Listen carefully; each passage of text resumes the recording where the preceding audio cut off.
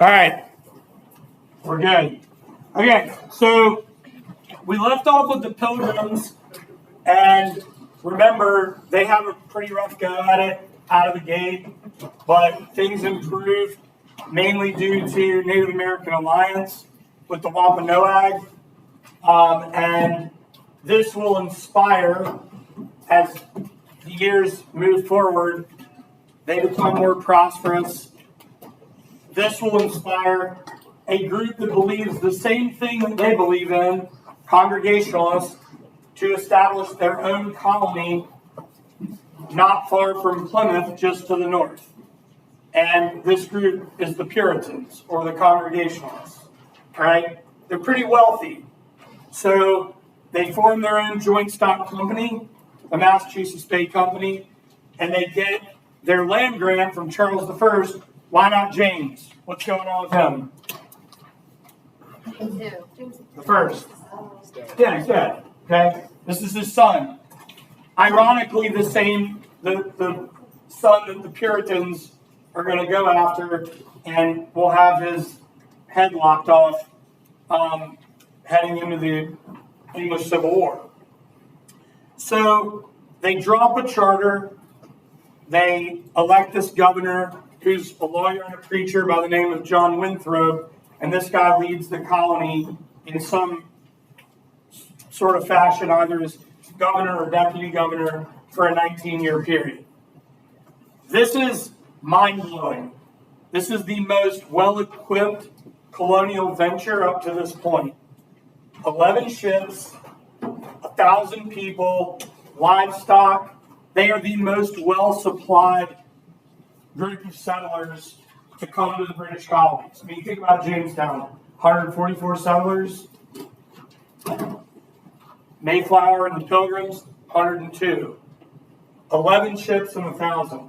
And they're settling as family units just to the north of Plymouth and Cape Cod. How many of you guys out there have been to Boston? All right? Boston, rich history in Boston, colonial history, Revolutionary War history, and beyond. They choose this harbor to settle, and they are going to name it Boston after the place they had left, Boston, Lincolnshire, England, which had been their holy city in England. It's kind of similar to what we saw happen with the Pilgrims. Pilgrims leave Plymouth, they arrive, they name their new settlement Plymouth. Winthrop's going to give this very famous sermon called The City Upon a Hill. And it's a very interesting scenario because the whole reason they leave England is because of religious persecution, but they're quite hypocritical once they get here because they're not going to allow their own people to have religious freedom in the New World, right? As I said before, they are set up well to thrive, and not only are they here for religious freedom, they're also here for economics.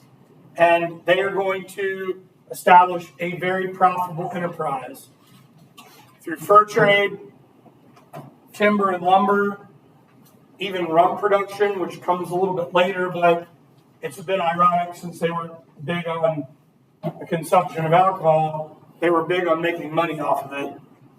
Fishing, remember we talked about cod and god in terms of the establishment of New England, and ultimately shipbuilding. Boston actually becomes a shipbuilding center, also a center for trade, a hub for naval equipment to be produced, notably rope. Boston is one of the earliest leading commercial centers in all of colonial America.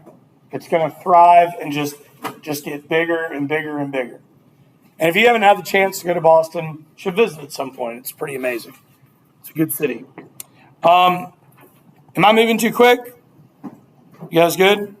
All right. Any questions up to this point? So here we have Winthrop and the city upon the Hill sermon. You'll see this pop up all the time.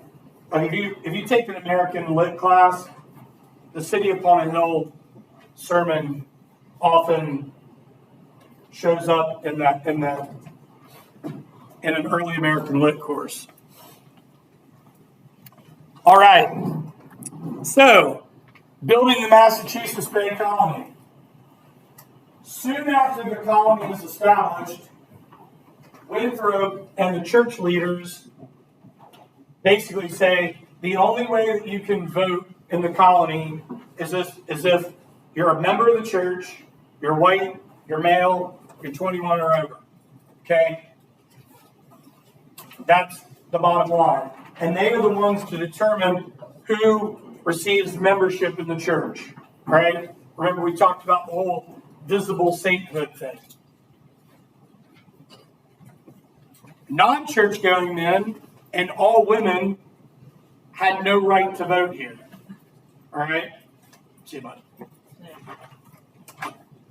Sort of a Handmaid's Tale situation going on, right? I don't know if anyone's read the book or seen the series.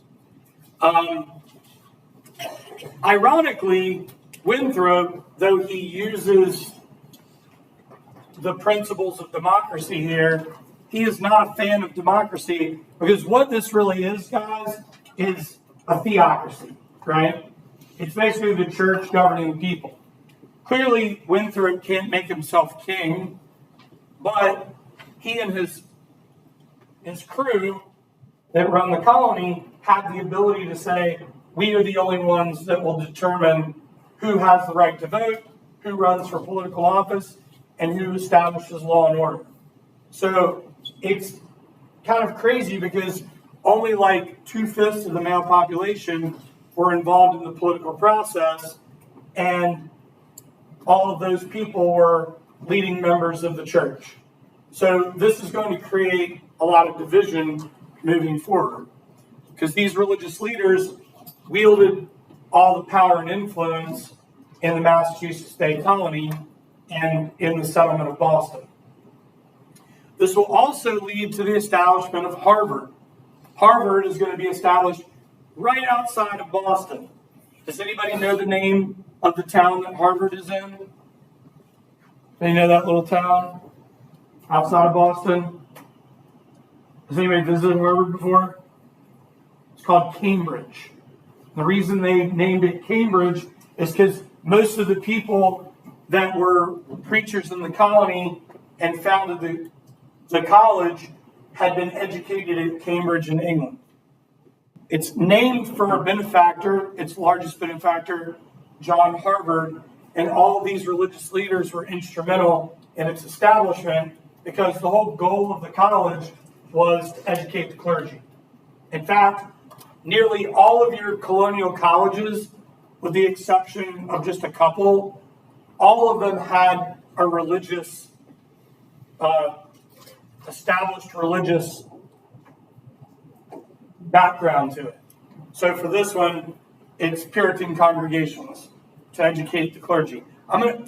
Deeper into the course, I'm going to talk about the colonial education. Another really prominent preacher and member of, sort of Winthrop's right-hand man and member of the government and also one of the founders of Harvard is John Cotton. Now, you might not be familiar with this guy, but I'm sure his descendants will ring a bell. Cotton is going to come over. He's persecuted in England, comes over to become a preacher, gets involved in politics, gets involved in the founding of Harvard, and ultimately creates this sort of dynastic line of religious leaders in the colony. He is the father of Increase Mather, and he is the grandfather of Cotton Mather. Does that name ring a bell? Salem witch trials? Remember that? Yeah, he's tied to that. All right. So Puritan congregations, the men that were part of the church, they could hire and fire their ministers at will. Okay? Laws were set against earthly pleasures. Like, for example, if you got caught making out in public or kissing in public or any type of like public display of affection, you could be fined 20 shillings. Are you all familiar with Scarlet Letter by Nathaniel Hawthorne? She was required to wear A for adultery. That is based off of a Puritan story that occurred during this era. I think one of the most like absurd things that they fought over, there was a lot of division over wearing wigs. Wigs had come into fashion in Europe. Why would the Puritan community get upset with people wearing wigs? Jews. Yeah, it's a sign of nobility. It's a sign of wealth, right? It's like, oh, you're going to wear a wig. What are you, Anglican? What are you, Catholic? Get that wig off your head. That you're showing opulence. You would be shocked at the amount of debate and assemblies that occurred over the division over wigs. The Puritans were all about hellfire and damnation. It's like full-on hellfire, brimstone. Hell was serious, frightening, very real.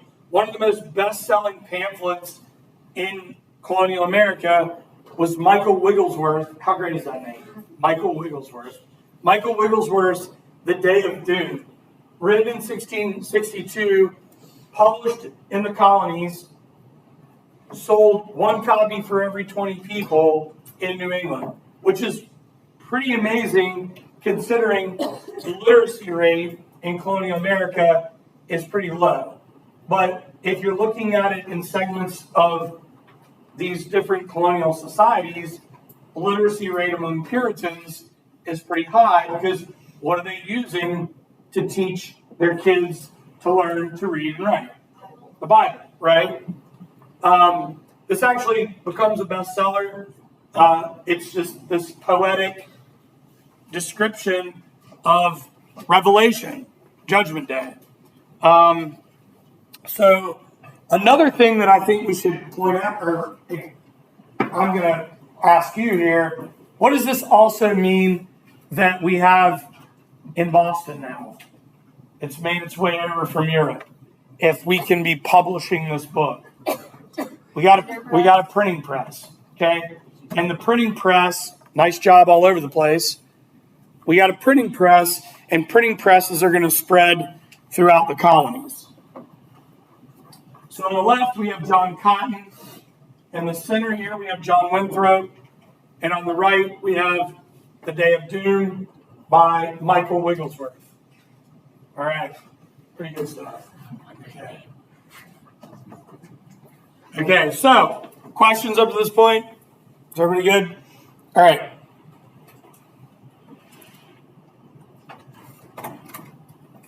So, trouble in the Bible Commonwealth, and I want you guys to dial in on two of these people here, all right? And that is Roger Williams and Hannah Hutchinson. I want everybody to pay close attention when we cover these two, all right? Hint, hint, wink, wink. So, tensions begin to arise in Massachusetts Bay. Somebody brought this up earlier. If you don't have the prospect of joining the church, and you don't really have much of a prospect of owning land, and you don't have the ability to vote, you might just start to say, forget it, and defect, right? And that starts to happen. Another issue, too, is other people that are not Puritans start coming over and trying to settle in the colonies. One group in particular are the Quakers. This is before the Quakers ever had what? Land grant. What land grant do the Quakers eventually get? Starts with a P. Pennsylvania. Very good. This is well before the Quakers get the land grant for Pennsylvania. They roll into Massachusetts Bay. They're fined. They're flogged, publicly beaten, and they're banished. Banishment would be absolutely horrible. If I banished any one of you all, I'm like, out of here. You're banished. You're like, cool. Then we go the rest of my day, move on with my life. I'll see you around. But banishment, and I would never banish anyone in this room. Banishment here is a death sentence because you have a couple of options. If you're banished here, you've either got to figure it out with the local natives or you've got to carve out a life on your own. So this was a death sentence for most. So Roger Williams, crew. Roger Williams is arguably one of the most brilliant theologians to come over to the colonies from England. And Williams is going to get a small little clergy gig in Salem, Massachusetts, and he's really upset with the leadership. And he doesn't understand why everyone's living in this theocracy. He thinks that the government should govern and the church should do its thing, and the government should have nothing to do with the church, and the church doesn't need to have to do anything with the government. Guys, this is a revolutionary moment. This is a separation of church and state. This is one of our most important principles in our democratic republic, established here in the 1630s in colonial Massachusetts. Well, Williams takes it a step further. He also is against the established taxes of the church. He also believes that the people should pay the natives for their land. So they're going to bring him in, put him on trial, and he's banished. What they don't expect is he's got a pretty decent following, and a lot of people are like, yeah, we're actually going to go with him. And he's going to make his way south to establish a new colony in Providence, Rhode Island, which will ultimately become Rhode Island. Has anyone ever been to Providence before? Okay. A lot of stuff there named after Roger Williams. It's kind of like Oglethorpe in Savannah, Georgia. All right? So, the next religious dissenter that I want to talk about is Anne Hutchinson. All right? Hutchinson, super intelligent, strong-willed, very outspoken woman. How do you think this goes over with the Puritans? Not great. They don't want an outspoken woman in their congregation. She's like 15 kids. She starts very small with her influence. After sermons, she pulls people in to sort of break down the sermons. Then she starts to get a following in a congregation. And then over time, she's actually preaching behind closed doors. And she's preaching some pretty radical stuff. And that is, she claims a holy life was no sure sign of salvation. The truly saved need not obey the law of God nor man. Man, that is radical, is it not? That's like hardcore religious zealot stuff. This is like a double slap in the face, maybe even a triple slap to the Puritans. You have a woman telling a congregation, not only do you not have to obey the law of God, you also don't have to obey the law of man, being the Puritans. This is anti-Naamonism, is what this is called, the rejection of obeying law due to salvation. So they put her on trial. They bring her in. And they're like, hey, how do you know this? And she says, God told me. And what do you think that they said? You're crazy. You're a heretic. Some even called her a what? A witch, right? We're not at the witch trials yet, but witch trials were happening in Europe during this era. Actually, even before this. So she was banished. Her and her family head toward Rhode Island. It doesn't work out there. They move deeper into what is now present-day New York. But at the time, who had control of that area? The Dutch. Very good. The Dutch had control of that area. And guys, the Dutch and the natives had the worst relationship. And when her family rolled into that territory, all but one of her kids, her husband, all of her children except one, were totally wiped out by the natives. Interestingly enough, the daughter that survived ends up intermarrying into a native Algonquin tribe, which is pretty interesting. All right. So, Roger Williams and Ann Hutchinson, any questions at all about these two? All right. Wonderful. Okay. So now we move to Providence, Rhode Island. Little Roddy. Sometimes, at least in Massachusetts Bay, the Puritans called it the sewer colony, because this is where all the waste went to. Anyone that they banished, or anyone that basically uprooted and left and didn't believe in the Puritan cause, a lot of them wound up here. So Williams will establish the separation of church and state in the colony, establishes a representative government, pays the Narragansett for the settlement of Providence, was wholeheartedly against special privileges in the church and in the government, did not force anyone to take oaths. This was a big reason why Quakers wound up there for a little while for the whole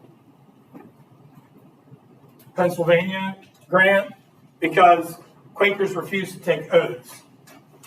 The whole idea of an oath is that you would take an oath to what? A particular church and to God, okay, through that congregation. He also collected no church taxes, which is pretty progressive considering nearly every colony in colonial America, Puritan, Anglican, all of them, nearly all of them, collected church taxes.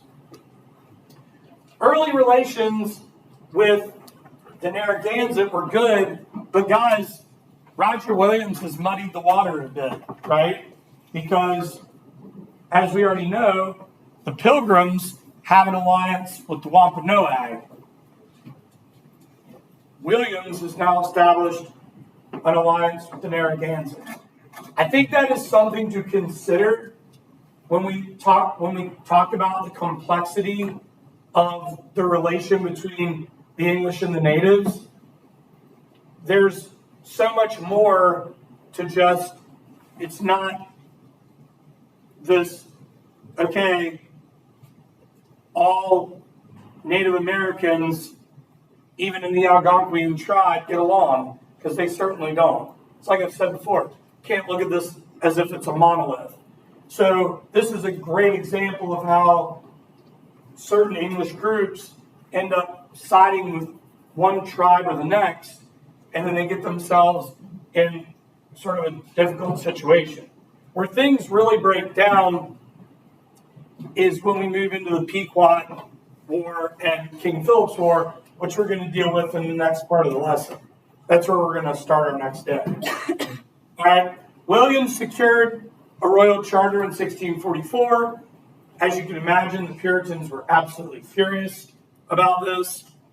And ultimately, the college that will be established in Rhode Island will be Brown University, established in 1764. And it is one of the first non-denominational colleges established in America. So this is Roger Williams and Rhode Island. This is him brokering a treaty with the Narragansett. Any questions up to this point? How am I doing over here? 10 minutes. Beautiful. All right. So New England spreads out. In 1635, Hartford, Connecticut will be founded by another religious dissenter. This guy's name is Thomas Hooker. Hooker, his biggest problem was not just the church and state issue. His problem was also the voting issue. Because now, by this point, not only do you have to be white, male, over 21, and a church member to vote, you also have to have what to vote? Land. And a lot of these parishioners don't own land. They're working on the land. And he didn't agree with this. Sorry, ladies. Women are still not voting in this situation. So he has another problem with the voting. Just like I had you all do a popular vote last time, like this is only so offensive. Hands up for those who like cat or like dogs more than cats. Oh, is anyone offended? Sorry if you are, but we have a lot of dog lovers in here. Everybody, we just participated in an Athenian-style democracy, and you know, without a shadow of a doubt, all of your dog lovers. Are they cat haters? We don't know. Sure, I'm going with this. He doesn't agree with the way the voting goes because everybody knows how each other votes, and it's creating more division. What do you want us to see happen is secret ballot. We take our voting rights in this country for granted, and we shouldn't. Because, guys, does anybody want to give me a ballpark guess on when nationally in this nation we made it law that we vote through secret ballot? Does anybody want to take a wild guess? Just a year? 1930. 1930 is a very good guess. 1913. They were using secret ballot in Connecticut in the 1600s. All right? Again, I'll talk more about voting rights as we move forward. We should never take our voting rights for granted. A lot of blood, sweat, and tears shed for those voting rights that we have in this nation. So, in 1639, Thomas Hooker and his followers are going to establish what are called the fundamental orders. This is basically a working constitution, and one that will be replicated. Obviously, one that will be used by not only colonies, but in the birth of the early new nation, the fundamental orders will be referenced. All right? And it allowed its parishioners to vote via secret ballot. Ultimately, what we will have happen are two colonies in what is now Connecticut come together to form as one. Connecticut and New Haven will just become the Connecticut colony. They will also establish a college that you all are probably familiar with. It was initially established as the Collegiate School in 1701. It will become Yale. That's our third college. What's our second, Tribe fans? No Tribe fans in the house? No? William and Mary, yeah. William and Mary's our second. Good. Okay. Maine. Has anyone been to Maine? Beautiful, right? Absolutely amazing. Great people, great food, good times. Maine wanted to be a colony so bad. They fought for it. It just never happened. Massachusetts Bay had so much power that they ended up absorbing Maine. And they held on to Maine for a very long time. There were multiple times where Maine tried to break away. It just never happened. It's not going to happen until the early new nation, 1819, 1820, where Maine becomes a state. New Hampshire, little bit of a trickier situation. New Hampshire ultimately was in possession of Massachusetts Bay, rich in granite, rich in timber. But another religious leader by the name of Wheelwright is going to take a group of parishioners to establish New Hampshire. But most of the people that wound up in New Hampshire were not coming there for religious reasons. Why were they going to New Hampshire? To make money. Very good. So New Hampshire becomes more of an economic venture than it was a destination for religious freedom. But many people did go to New Hampshire for religious freedom. And after Charles II restores the crown, New Hampshire will become a royal colony in 1679. Again, another event that will anger Massachusetts Bay. So, what we understand now is how the New England colonies were formed. It starts with Plymouth, continues on with Boston and Massachusetts Bay, and then the splintering of dissenters go out into Rhode Island, Connecticut, and ultimately New Hampshire. Vermont, sorry gang, not a colony. It was actually disputed land between New Hampshire and New York, and it'll become our 14th state. Check out this fire and brimstone character here. That is Thomas Hooker. Anybody ever been to New Haven, Connecticut? Okay, there's a lot of stuff named in honor of Thomas Hooker. Okay, are we good? Any questions at all? All right, cool. So we'll pick up next class on the Pequot War and King Philip's War.